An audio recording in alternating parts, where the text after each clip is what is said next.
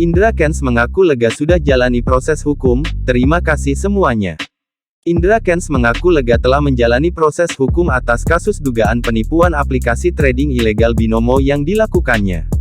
Indra Kents sendiri telah ditahan di penjara selama 120 hari. Saat ditemui, Indra Kents terlihat memakai rompi berwarna merah dengan bertuliskan tahanan. Dikutip dari YouTube Cumi Cumi, Sabtu tanggal 25 Juni tahun 2022, Indra Kents mengaku hingga saat ini bersikap kooperatif dalam menjalani prosedur hukum. Ia juga mengaku lega telah menjalani proses hukumnya hingga saat ini. Di sisi lain, kuasa hukum Indra Kents, Brian Praneda mengungkapkan kondisi kliennya pasca ditahan selama 120 hari.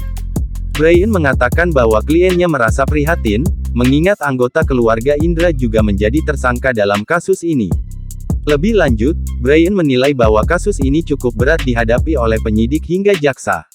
Brian juga merasa bahwa kliennya tak ada niat buruk untuk merugikan orang lain. Brian juga akan berusaha untuk membuktikan bahwa tersangka lain, seperti ayah Indra, Vanessa Kong, hingga adik Indra tidak bisa dibuktikan bahwa mereka melakukan pidana.